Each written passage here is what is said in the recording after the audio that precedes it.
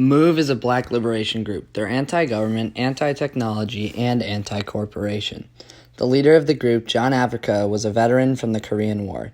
He was from Philadelphia and had many black revolutionary ideas, along with other ideas such as environmental and animal rights protection.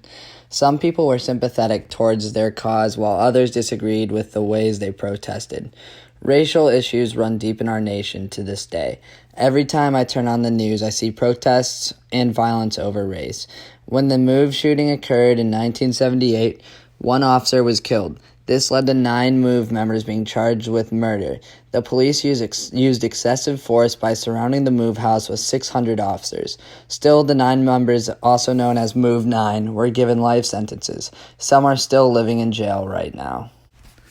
This connects to our unjust and profitable incarceration system. Many people have suffered from this system, including the MOVE members that did not kill the officer. This corroborates how the incarceration system is unjust. The 2 MOVE members who had survived the bombing were severely burned. Ramona Africa, 28, was still charged with rioting and served 7 years in jail. She was jailed even though the city had initiated the violent actions that took place. The city of Philadelphia had admitted they had messed up when they burned the 61 houses. Our incarceration system has a racial bias and uncontrolled violent tendencies. This is the kind of system that creates violence outside of prisons, such as the MOVE shootings and bombings. MOVE stands for an important cause, but they were acknowledged in the wrong way due to our unjust system and the Philadelphia Police Department. Also, MOVE is similar to the Black Lives Matter movement. They both support equal rights even though they are different. Black Lives Matter is much broader as they have global support. Similarly to MOVE, Black Lives Matter in America targets our justice system and police force. They protested when Michael Brown was killed in Ferguson, Missouri. Michael Brown, an 18-year-old who was with his friend, was shot by an officer 12 times after Michael had surrendered. This is one example of what groups like MOVE and Black Lives Matter stand against. Police brutality is way too common in our country. Another instance of police brutality is the Trayvon Martin case. George Zimmerman is on neighborhood watch and is told to report suspicious behavior. Also, he was instructed not to leave his vehicle. He decides to disregard these regulations and approaches the vehicle Trayvon is in. Then people close by report gunshots. This was Zimmerman killing the high school student. During Zimmerman's trial, the jury votes him innocent. This creates a chain of events that lead to mass protests. The fact that Zimmerman was let off as a free man, even though there is evidence of him killing Trayvon on the 911 call, is really messed up. This corroborates how our justice and incarceration system are faulty. A murderer like Zimmerman should be behind bars, not people who are just trying to voice their opinions. MOVE had a very complicated past with the Philadelphia Police Department starting in 1972.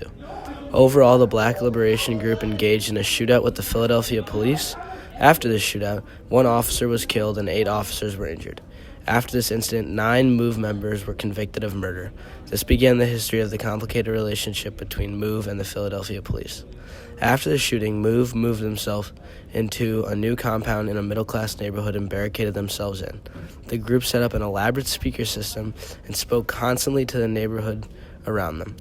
They spent their time informing their neighbors about the unfair treatment of African Americans and why it is necessary to create equality for all living things. After many complaints, the neighbors of MOVE began to send informal complaints to the police department about the constant loud speech at almost all times in the day and at night. At the time, the first black mayor of Philadelphia, Woodrow Good, was in office.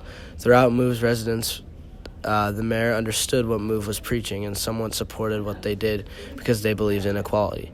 It became too much, and on May 1st, there was a press conference held in order to announce that the city has decided to take aggressive action against MOVE. On May 13, 1985, police announced to the group that they needed to vacate their compound. MOVE stayed in their compound, barricaded with guns. Police began to send in tear gas, and a gunfight began. Many children were inside the compound, along with adult members of MOVE. The fight proceeded for 12 hours, shooting and killing a group of people practicing their First Amendment right. After a rough day of fighting, Good decided it was necessary to drop a bomb on the roof in order to dislodge a bunker on the rooftop of the compound. After the bomb was dropped, a raging fire broke out. The fire then proceeded to burn 61 houses in the middle-class neighborhood. It destroyed the neighborhood along with killing 11 members of MOVE.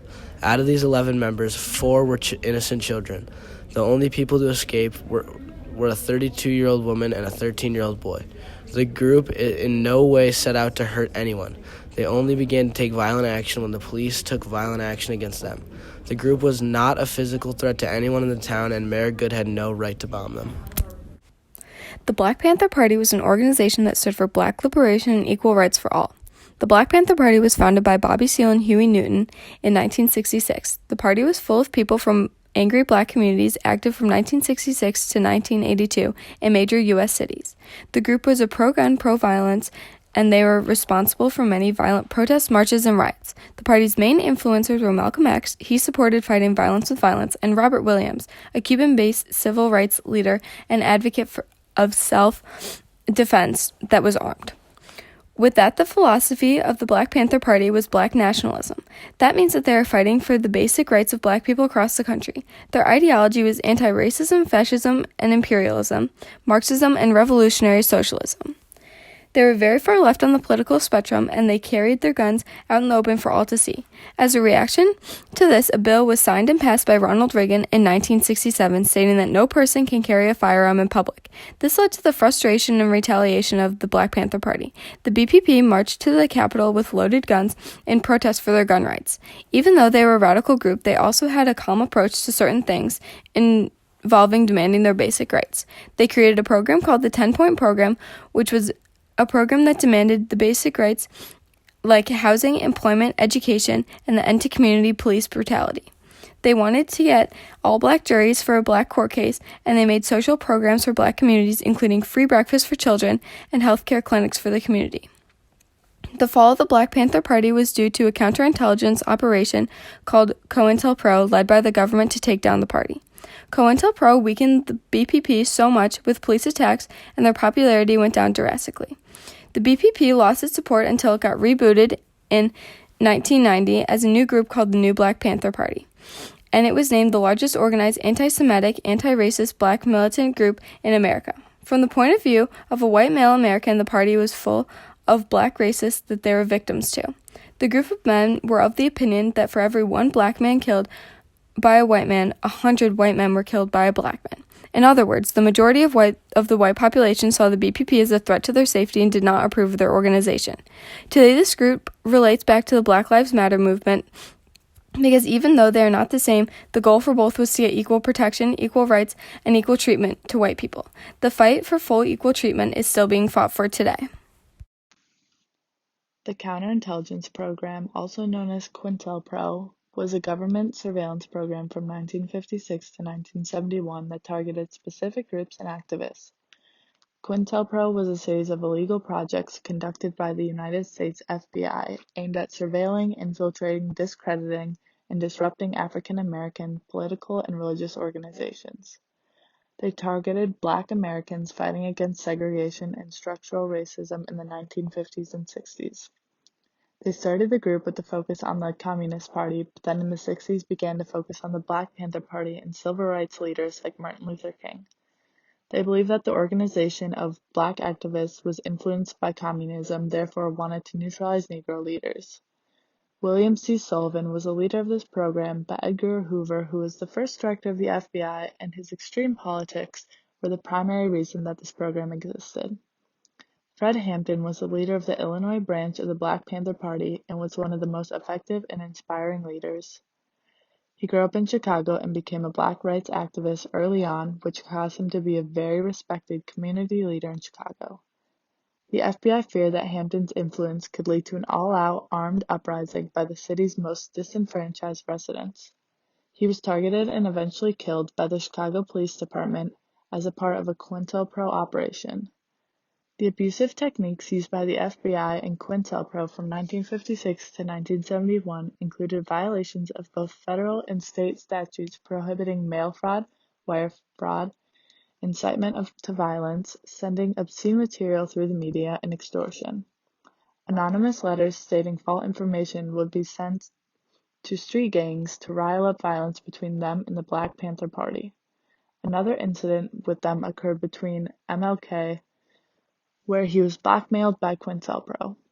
Just over a month before he was supposed to receive a Nobel Peace Prize, they said a tape would be sent to SCLC exposing his supposed affairs unless he committed suicide. They wanted a leader who would be more compliant to the government sentiment. Today, there's a lot of conflict between facial recognition and race. Asians, blacks, and Native Americans were particularly likely to be misidentified. It has gotten up to 100 times more likely to confuse two non-white people than two white people. The top group that has been falsely identified, and mostly is black women, which proves that technology can be easily misused by law enforcement. It has become more well known and confirmed that surveillance technology is flawed and biased. This causes larger issues because one false match can lead to missed flights, lengthy interrogations, watch list placements, tense police encounters, false arrests, or worse. Facial recognition has become a larger issue that should be banned due to racial conflicts and false information.